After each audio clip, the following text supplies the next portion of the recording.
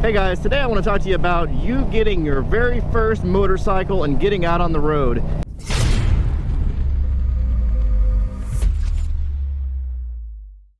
And by no means am I an expert, but I do have 20 years riding experience under my belt, and this is just from my perspective and my suggestions. So with that being said, the first thing you should absolutely do is sign up for an MSF course. The MSF course is a great way to learn the fundamentals and basics of riding a motorcycle, even if you have dirt bike experience, even if you've ridden, you know, smaller CC bikes through the years, or even motorcycles through the years. You still learn something from the course, and it's a great way to help with insurance as well for those of you that live in places that have really high insurance, or are a little bit younger that could be impacted by insurance rates for owning a motorcycle. So the MSF course is great. You learn a lot of the fundamentals. I know it seems like a pain in the butt. It's a 2-day course here in Texas where I am. It's a riding portion a little bit, and then a classroom portion, and then you take a test at the end of the first day, and then the second day is just a riding portion, and then they do the riding test. So it's pretty painless. It's a pretty easy course, I would say. It does cost, I think, around $200, $250. Take a look at where you are and check out the prices. And this may seem counterintuitive to some of you. I would highly recommend looking at gear secondarily. This is the stuff that's going to protect you while riding on the road. The fundamentals of being on a bike, you have to wear the appropriate gear. It's vitally important to wear the appropriate gear. Mesh jackets if you live in a hot place or during the summer, and a nice leather jacket or perforated leather during the winter.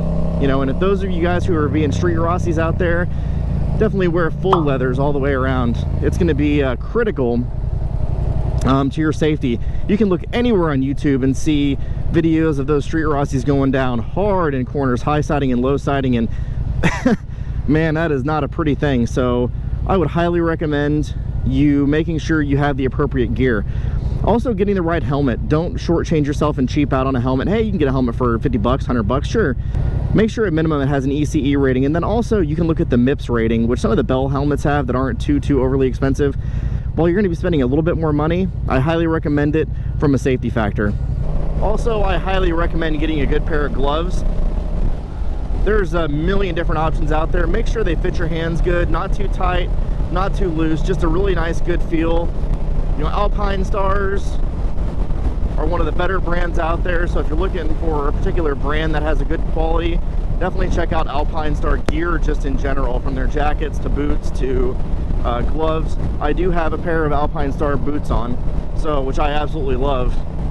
Third thing I would do is see if you have somebody in your life that you know that owns a motorcycle, and try to get as much seat time as you can on as many different bikes as you can before you go out there and purchase your own. I'll tell you a little story. My very first bike that I got, I actually went to the dealership with no riding experience whatsoever, just knew I wanted a motorcycle. I got myself a 1998 Ninja 500, and it was a carbureted bike. You know, it was not overly powerful, but guys, I didn't even know how to shift gears. I knew how to get it into first gear, but I didn't know how to get it into second. So I made a 30-mile trip back to my girlfriend's house because I couldn't take it to my parents' house. They at the time did not want me riding, so I had to take it to my girlfriend's house, and I rode 30 miles in first gear. Now granted, it was back roads and not any main roads, but boy, that engine was definitely revved out, and I did buy that bike used, so there's definitely something about getting yourself or looking at a used bike first. But that being said, try to get some seat time on a cruiser, on an adventure bike, on a sport bike, on a naked bike, and see which one suits your riding style the best. There's so many options out there right now at so many great prices that, you know, the options are really limitless for you. Again, looking into the used market, now used is all I buy. So you've seen the last 3 bikes on the channel, the Z125, the Z650, now the MT07 I'm on right now. All these bikes I got used, and I got for a tremendous deal, all for under $5,000. So take a look out there. Some recommendations for first bikes just to go look at would be a Rebel 500 if you're looking for a cruiser style bike, or something along the lines of a Honda Shadow. Those are 2 great starter bikes. My buddy James, if you've watched the channel before, you know that he rides a Honda Shadow 750, which is a terrific bike to start on. Also, if you're more of a Harley fan, check out the Harley 883. That's also a great platform to get started on. Or the Street 750. You could probably get one of those used for a pretty good price right now since they don't make them anymore. Also, if you're a naked bike rider, check out the Z650. I think that's a great platform, a little bit more of a higher skill level, I would say, but a terrific bike to start on. It's not overly torquey or powerful, really good highway riding, and really good at speed, getting up to speed, that sort of thing. Also, check out the MT03. That's a great platform as well, very lightweight, very inexpensive, and super maneuverable, plenty of power to get you around on highway riding and city riding. Check out the Duke 390. That also looks like a really cool bike. I haven't thrown my leg over that one yet, but I'm excited to give that one a shot eventually. But you can get those for a tremendously good deal. And the Duke 390, you know, KTMs are really great bikes. Also, if you're in the market for a naked bike and you do have a little experience under your belt, definitely check out the MT07. This bike is incredibly torquey, which I absolutely love. But it does have a lot more power than some of those 300cc to 400cc motorcycles I was talking about. But it's a terrific bike if you do have some seat time under your belt, and it's a great first platform to get into.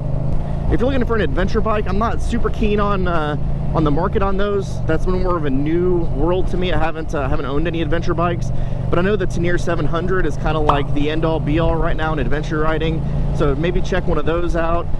There is the Suzuki, I believe, V-Strom, so there's a lower cc variant of that, but I would definitely 100% recommend looking on the used market. You're going to get the best bang for your buck on that, absolutely. And then practice. You know, nothing is going to do you any more good than getting seat time and learning the basics and fundamentals of riding. So do spend your time as much as you can practicing your butt off. Take it to empty parking lots.